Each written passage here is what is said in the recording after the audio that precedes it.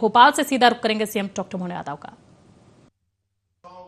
सीधे सीधे कानून माननीय अध्यक्ष महोदय यहाँ मौजूद है, हम पारित कर लेते, लेकिन हमने इस विषय को नीचे तक ले जाने का प्रयास किया। लगभग 3.5 करोड़ से ज्यादा हमारे संसाधनों के बलबूते पर विषय को पहुंचाने का प्रयास किया। 10 लाख से ज्यादा सुझाव आमंत्रित किए गए। 55 जिलों में सभी संभाग में सभी धर्मों के प्रतिनिधियों के साथ विद्वानों के अलावा आम जनता को आमंत्रित किया और उसका परिणाम है 76 से ज्यादा महिला मुस्लिम बहनों ने कहा कि हाँ एक समान कानून होना चाहिए। मुझे इस बात की प्रसन्नता है, हमारी मुस्लिम बहनों ने बढ़ चढ़ करके अपनी उपस्थिति में बताया कि जब एक देश एक विधान एक प्रधान, तो दोनों में अलग अलग विधान कैसे हो सकते हैं, एक ही विधान की जरूरत है। मुझे इस बात की प्रसन्नता है। मध्य प्रदेश उन राज्यों में से है, बड़े राज्यों में से है, जिसकी 9 करोड़ की आबादी है और देश का मध्य में आने वाला इतना बड़ा भौगोलिक एरिया कि जो राजस्थान के बाद नंबर 2 पे होता है। ऐसे में हमने इस पूरे विधान को विधि विधान से पारित किया और इस भोपाल जैसी रियासत पुराने समय में जहां काल के प्रवाह में ऐसे कष्ट खड़े हुए, उन्हीं को जवाब इसी भोपाल ने दिया कि हमारे यहाँ राम और रहीम की संस्कृति एक ही है, अलग अलग नहीं देखी जा सकती। मुझे इस बात की प्रसन्नता है। आज बदलते दौर में देश बदल रहा है। कहां धर्मों के आधार पर झगड़े होते थे, लेकिन आज न्याय के लिए और लोकतंत्र के महत्वपूर्ण पिलर्स, जो 3 पिलर्स होते हैं, उसमें सबसे महत्व की बात जनता का मत और जनता के मत के साथ बनने वाली पार्लियामेंट और पार्लियामेंट में दी गई शक्तियां और शक्तियों को चलाने के लिए, नियंत्रित करने के लिए न्यायालय के माध्यम से हमारे किसी भी न्यायालय के निर्णय को लागू कराने के लिए सरकार के पास दम होना चाहिए। पार्लियामेंट में वो ताकत होती है जो लिए गए न्यायालय के निर्णय को चरितार्थ करे और समाज की भावना उसके साथ निहित होती है कि समाज उसको माने।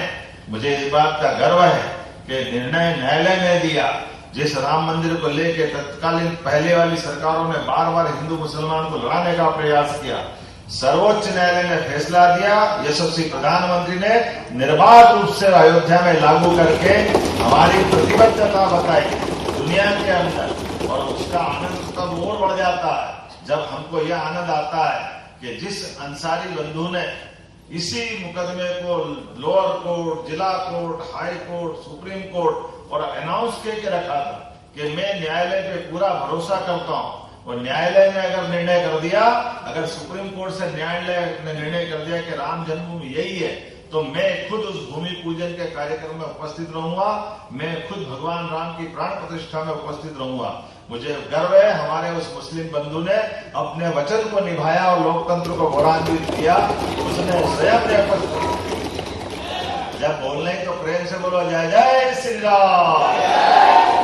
यह हमारे उस सांस्कृतिक धारा का गौरवशाली पक्ष है।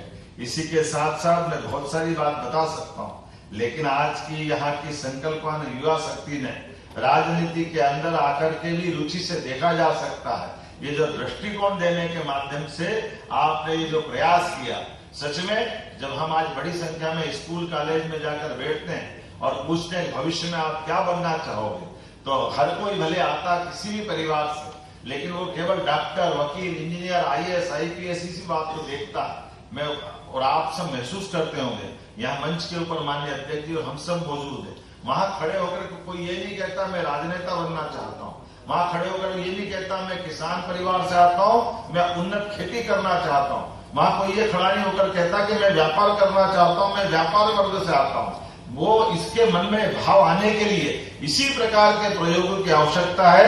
दुनिया का सबसे बड़ा लोकतांत्रिक देश इसी भावना से आगे बढ़ सकता है कि हाँ, उसके राजनेता भी सभी वर्गों से आने वाले युवाओं के अंदर ललक पैदा करे, उनके अंदर इच्छा शक्ति पैदा करे। ये आने वाली इच्छा शक्ति आपके अंदर लोकतंत्र की भावना को जीवंत रखेगी, क्योंकि ये लोकतंत्र की कीमत आपको स्मरण रखने की आवश्यकता है। इस देश का चरित्र आजादी के लिए 47 पे जाकर खत्म नहीं होता है। 47 से पहले 1000 साल पहले आपको जाना पड़ेगा।